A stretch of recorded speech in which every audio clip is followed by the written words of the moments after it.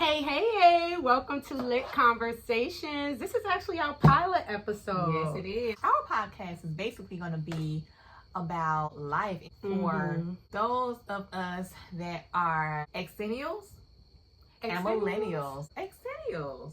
Wow, Those that are on the cusp of Generation X and millennials. Oh. We're called exennials. So I love that. yes, exennials and millennials.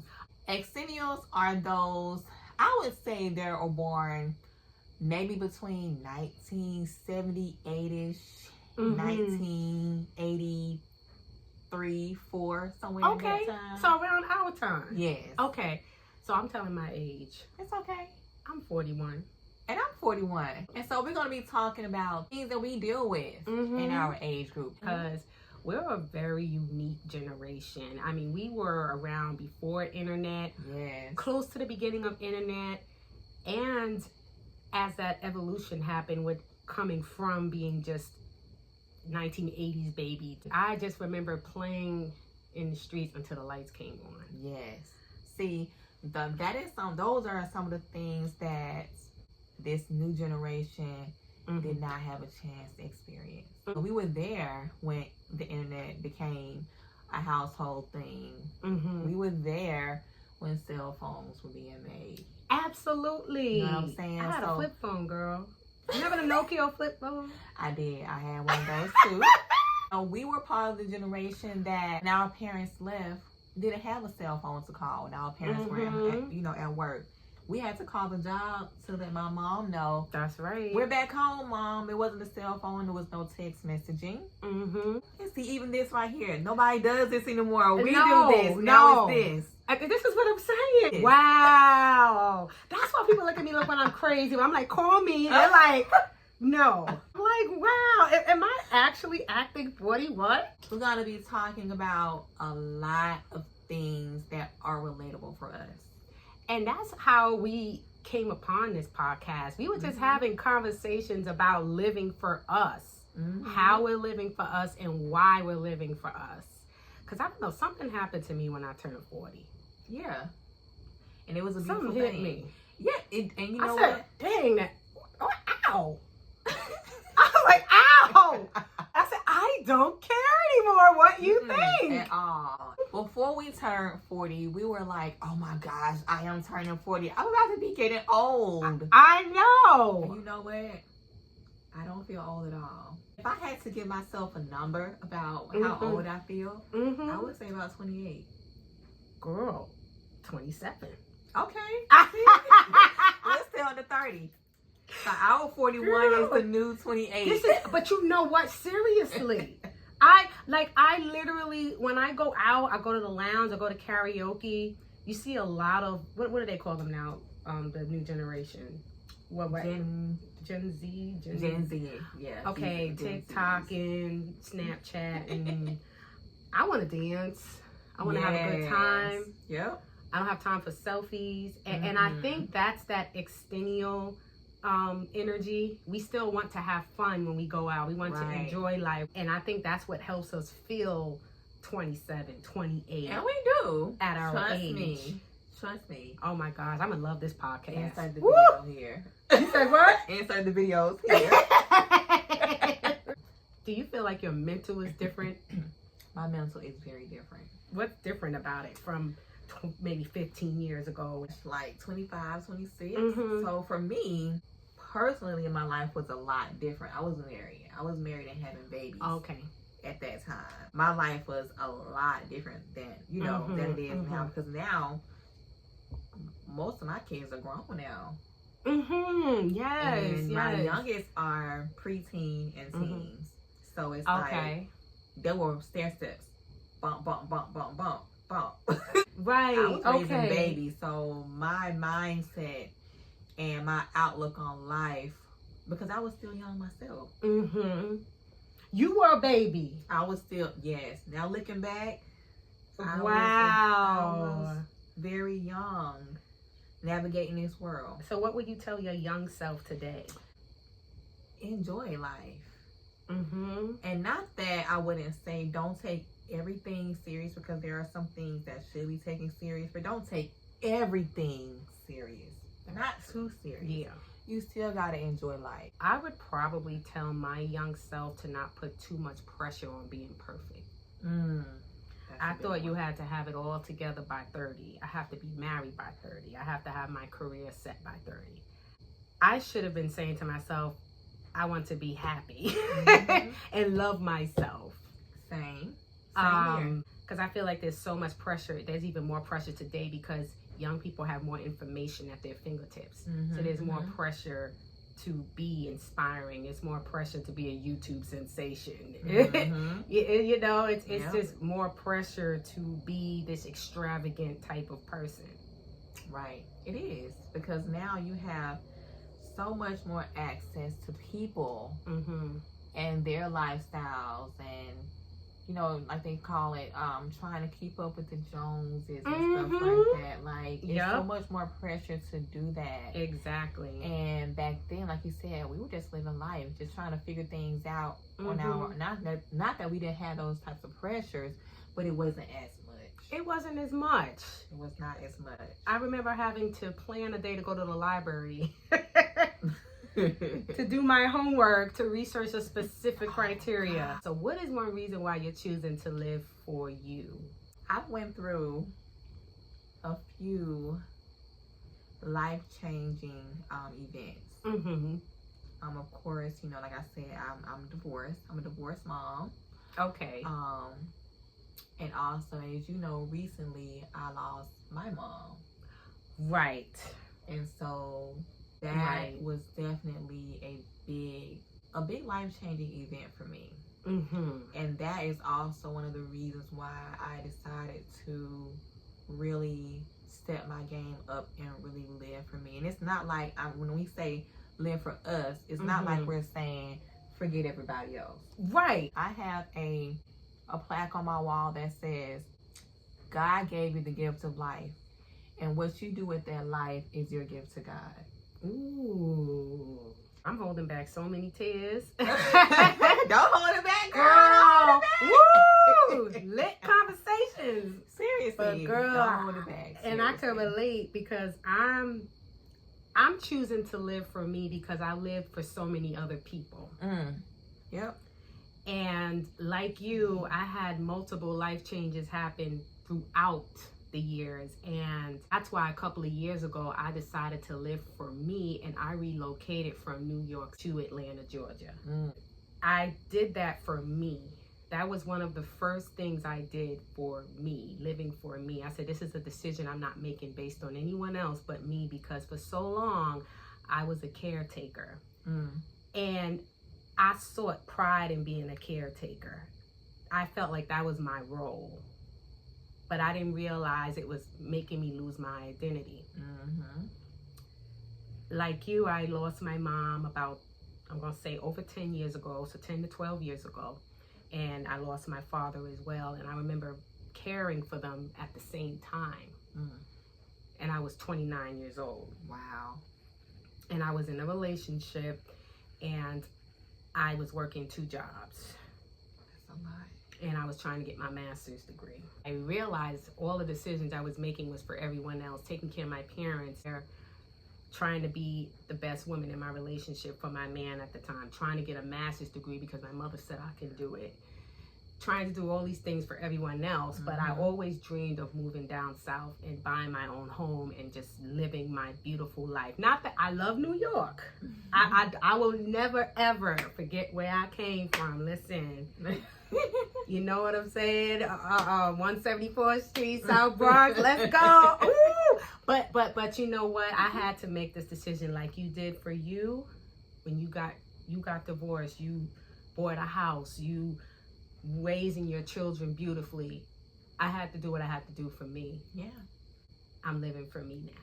Yeah. And there's so many people in the world right now living for someone else, living for something else, and not living for themselves. Right. Goes through this. Yes. We all experience different things. We all experience some of the same things. You'll be surprised what someone else is going through, similar to what you may be going through. All the time. Just by one simple conversation, you can find out. Yep. That leads me into Yes. making friends as an adult.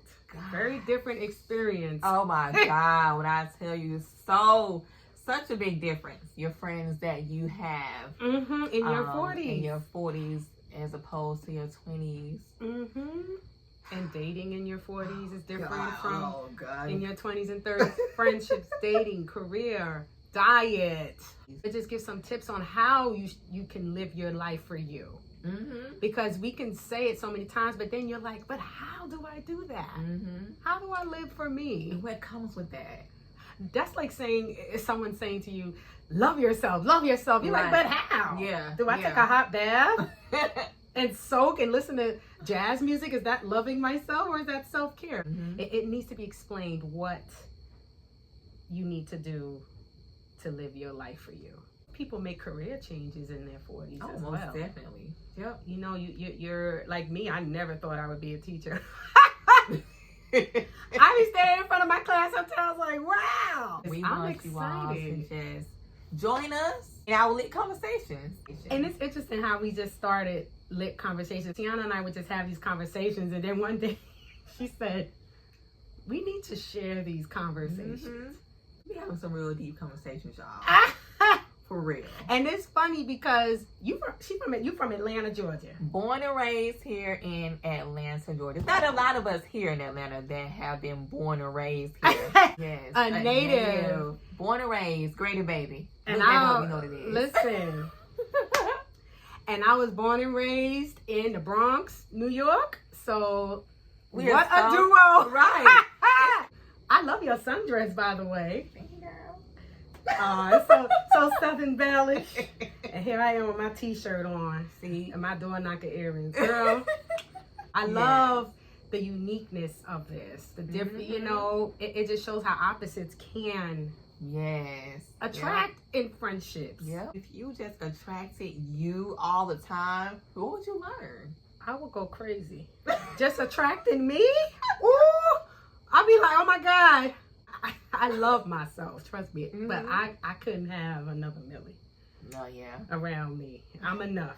And I'll probably be too calm. I'll probably be sitting there looking at myself like, girl, don't you got something to do today? Get up. Let's go. You needed the rumble of the Bronx. Listen, I'm telling you, she be getting me out.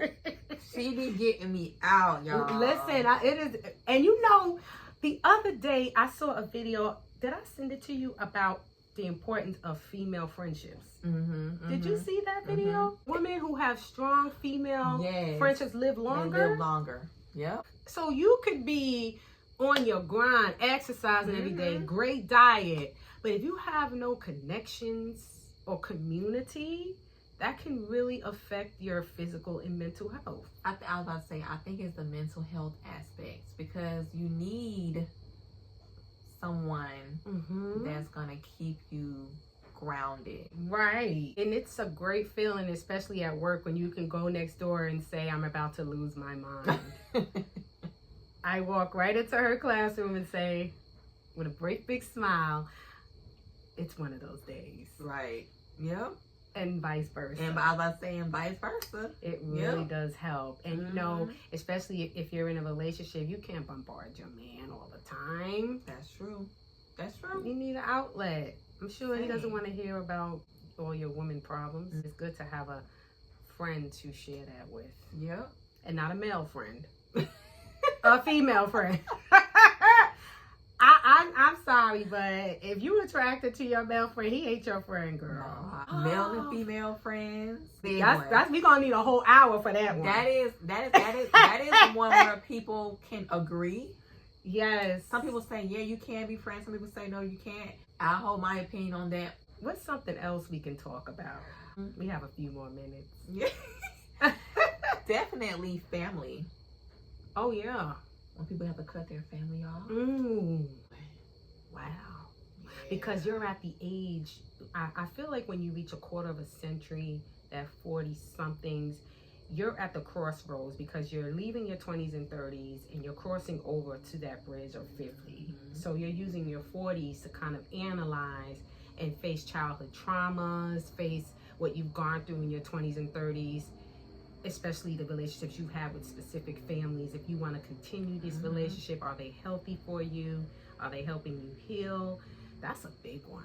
And to me, it seems like this is the age where we are finally starting to realize a lot of things. In your 20s, you don't realize. You think you know, but you have no idea.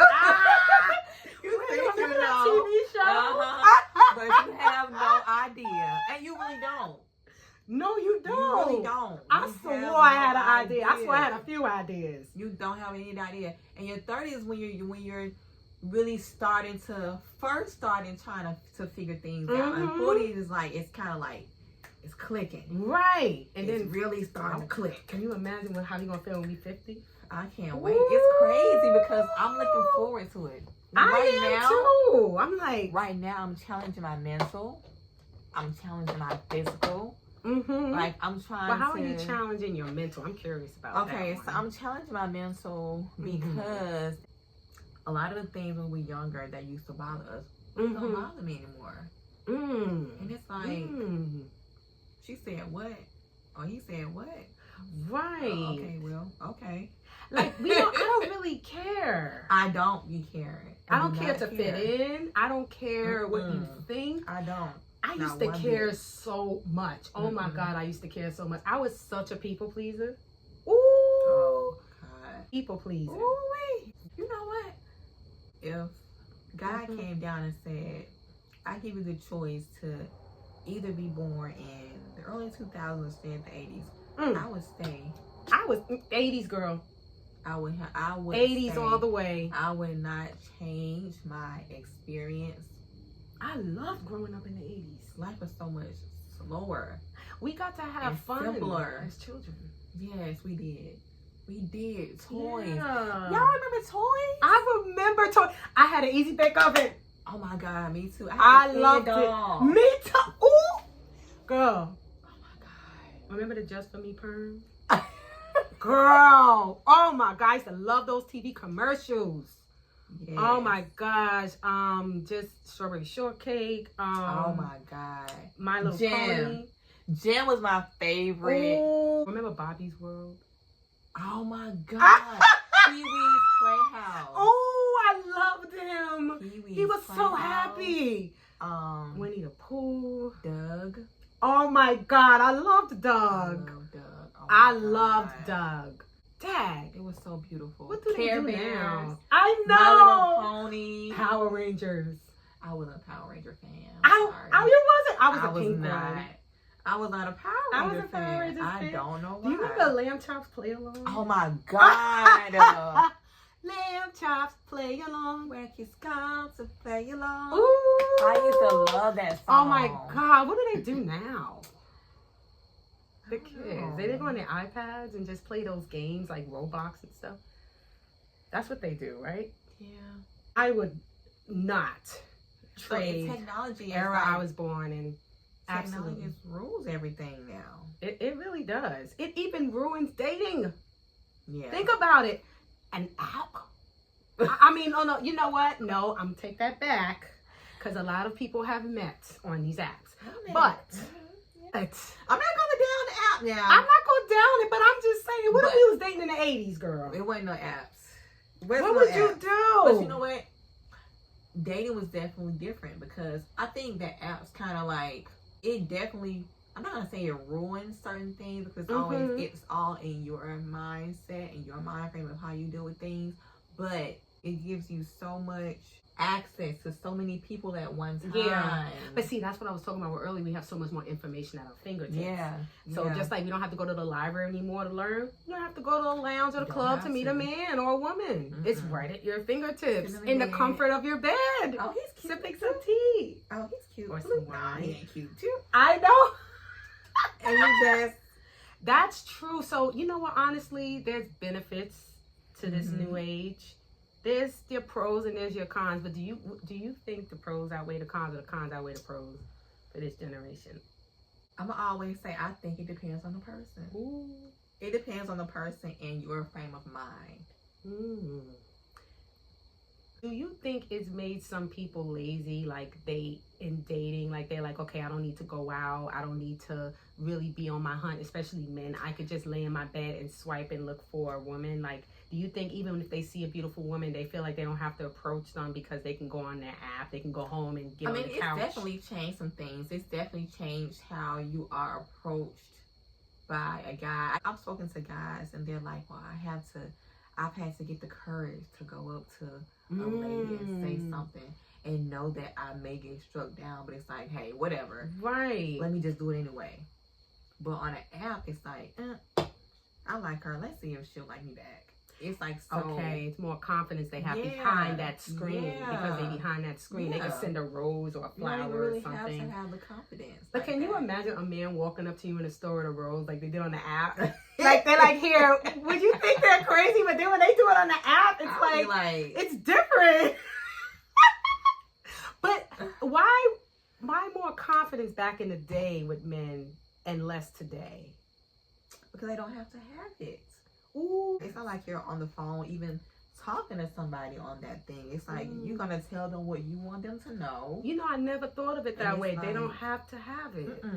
If you like this presentation that I'm giving you, then we can go from there. Because it is a presentation. It's a page. The page looks great. But when you're walking like in a mall or wherever you're physically there, it's the presentation is just you. Yep. And then you have to talk about yourself, which is a lot more complicated for some people. You get to look at that person right then and there. Right. So number one, see if am I really attracted? Because honestly speaking, the app, you got filters, you got angles and things like that. And let me see. And you get to think about your headline you want to put. Oh my God, you have a headline. You see? It's so much easier today. But so that means we have to give men back in the day props then for being able to walk up to women and wow. I remember. I don't think I could be a man. That's a lot. That's a lot of work to get the confidence to go up to a woman. Ooh. I'm glad we just have to stand there and get approached. You know what? Well, you know what? Nowadays, women go up to men. Even people talk about sometimes where they say, you know what, some women think that women do all the work, but me, sometimes I feel like if I'm out, I went up to somebody and say hi, I think they're handsome before, and me too. That's to tell them, even though even if it didn't go anywhere else, I was like, oh yeah, right. You look good. I'll let you know you look good too. So yeah, you know what I did one time, girl, and this is before I met my fiance. There was this guy staring at me on the train. This is in New York City, right? So I said, okay, I think I told you this story. So I was like, hi, how are you? And I was just like, hi. I waved back and he was just like, act like he wasn't looking. And I'm like, listen, like, we could do it too. I just wanted to, I'm silly. I just wanted to see how he would react, what did he say? He waved back. Okay. And then he got off the train.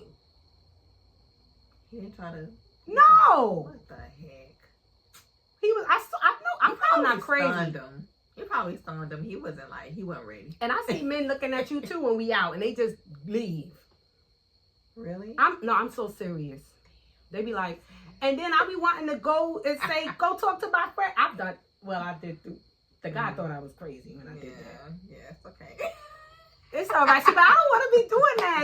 Like they should go up to you. Yeah, but it don't happen. I be telling people. Oh my God. What is wrong with them? You are beautiful. People do not be believing me. I'm like, listen, they don't really be talking to me like that. I don't know. It's the apps. Because they get to go home and lay in their bed and get comfortable and eat a sandwich. The man food sandwich and beer or whatever they eat. And just sit there and... Right? Wait a minute, man food, Millie. The man food. They eat sandwiches in bed and stuff. Okay. Well, I don't know. I'm the men who are watching, I'm so sorry. But yeah, comment and let us know if you eat sandwiches in bed. Yes. I want to know what men eat in bed when they're like on their apps and stuff. Yeah. What do you think they eat? See, what do we eat in bed? I drink tea, green tea. And I may have some grapes. Yeah, I eat avocado and... Oh, you be eating that healthy. Martha Stewart. Not all the time. Now, No, I I'm not gonna give me some chips now. I'm not gonna give me some chips. We might have some man snacks in the bed. Some man chips food. and dip. Mm-hmm. Yes. But it's seriously though, yes, girl. Technology period has changed how we live. Mm-hmm. How we live our lives. Because back in the 80s and 90s, you know what I mean? I feel like you have to have a lot more confidence to do anything, period. Life was so simple back then. Yeah, you can even find a job in bed. Right now, Scrolling through Indeed.com. Yep. You used to have to walk into places. Are you hiring? Right. Fill out an application. Yeah, they tell you to go online now. They don't even tell you they just tell you to go online and fill out an application. I know. How do men think? What do women think? Like, I've had a conversation about when we're younger, how we view how life is supposed to be when we're older. Mm-hmm. And I was telling her, as young girls, we are wired to think that, oh, so, after school, I'm going to find my Prince Charming and we're going to get married and have babies and we're going to live happily ever after. The end. Mm-hmm.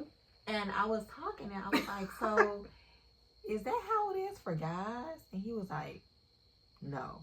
I was like, really? Yeah. No, do you know about who your wife is going to be like? We don't think about it from time to time, but that's not like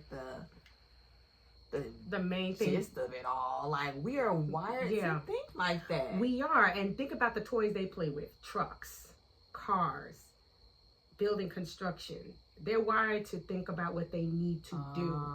We're wired to think about being cared for. And this takes me back to regionally how we're wired. Because in the North, young girls are wired to go to school, get a job. And it's interesting because a lot of the women I know from the North are single, career-oriented, dating. The women I knew in the South, more family-oriented, married. Yeah. You understand? So I feel like we also have to talk about that, how dating and love affects you according to the region you live in. Growing up, I think I told you about this too, I would look at the Disney movies and see the princesses getting married. And I said, and we're going to talk about race as well, they would be white characters. And I didn't think that was possible for a black woman to get married, find Prince Charming, because I never saw it on TV. Gotcha. I saw a lot of black women being strong, doing it on their own, not needing a man. But then I saw my parents, they were married. So I was very conflicted. Like, my mother's married, but she's still going to work every day. My father, they're both working. So I saw a working wife, but it wasn't she wasn't a Disney princess. She was a hardworking wife and mom. Yeah. I wanted to be a Disney princess. I wanted to be Cinderella. For me, it was a little bit different. I grew up down here in the Bible Belt, of course. Yeah. Going to church every Sunday, and it was like, when you get older and you need to be married, you need to have kids. Yeah, and see, I didn't get that. That's just what it is. It's right. Like, that's just how life is supposed to be. That's what they told you. That's how it's supposed to be as a woman. That's what I saw. That's what you saw. That's what I saw. It was expected that you, like I said, you grow up, you get married, you have kids, and you live life happily ever after. And that's what amazing. I did. That's interesting, though, regionally, how you're affected by that. Like how I'm hearing in the North, go to college, get a job, do it on your own, be your own woman. I mean, we're told to do that too. And that's definitely one of the things. Though? But yes, and it needs to be, that needs to be put out there. You can do both. I feel like a lot of women feel like if you think like a Disney princess mentality that you're weak. No, I want a prince. I want that dream. Yeah. I want to be freaking Cinderella, yo. I want a horse and carriage. Right. But I still want to be educated, have my own career, and strong. But I want a soft era as well. God, the soft era is so. I want it all. Yeah. And I'm not gonna sit here and say I don't. I'd be fine if I ain't got no man. No, I'ma cry. I want a man. Give it to me. Ah! I'm not gonna lie and be like, I don't need no man. I'm not gonna even go there because I mean I think that that's a beautiful thing to have that. I've had that before where, like I said, I was married before, and love is beautiful, and I want that again one day. Yeah, you will get it. So you know what I'm saying. So I'm not gonna play with myself and be like, I don't need no man. You know what I'm saying? Where do you think that comes from when women say that? I don't need no man. Do you think it comes from hurt or? I say sometimes a lot of times it can come from hurt. It can come from trauma. It can come from loneliness to where it's like, you know what? I guess you kind of feel like you're stuck in that. So it's like, I don't need no man. So I'm not going to say that because I know the benefits of having a man. Not any man, but having a good man in your life. There's definitely benefits to having a good man in your life. As humans, we're not meant to be alone. We're not meant to I don't want to be alone. It's a lot of things I don't know how to do. Like I can't light my own. You see this fireplace right here? No way. Let me stop. But listen, I'm a strong woman. You know, I love myself. I am not weak. I just need a man. Yeah. You need is that wrong to say? Companionship. No, you need companionship. You need a balance. Yeah. There's a balance. A balance. It's absolutely. A balance between, because that's listen, right. You're right though, but you're right. Like, I mean, I have sons, but like when my sons are older and gone, my kids gonna have their own life. And I don't want to be the one that have to take out the trash. I'm sorry. I don't care about y'all women that say, you going into general. Yes, I am going into general roles. I don't want to take out the trash. I'll be submissive all day long. Listen, you take that trash out. Listen, I am a naturally submissive woman to a naturally I love that though. That you could man. That is not a bad word to me. And you know what? I feel like the man who makes you feel like being submissive is a good partnership. Yeah. Because you have to feel like you are safe to be submissive. Yes. But if the man don't make you feel safe to be submissive, you're not going to be. Nope. You know what I mean? And then he'll feel safe being a man. Because how we're wired, we have to be real with ourselves. It's how we as women are wired. We're wired, and it's how they're wired. If you talk to a real man, a real man is going to tell you they're wired to be a protector. They're wired to be a provider. Right. You know what I'm saying? That's like, true. No, you're right. We're not wired like that. We're wired to be the nurturers. We are wired to be emotional. There's nothing wrong with that. That is who we are. Right. Think about it. The problem comes when you fight against that. Right. Think about it. Yeah. Think about it. Before we had grocery stores and things like that, who had to go out and get the food? It has to be the man. Like, to me, they're more logical thinkers, and we are more emotional thinkers. Now, let's say that your family needs meat. Right. Now, you walk up on this mother deer feeding her baby.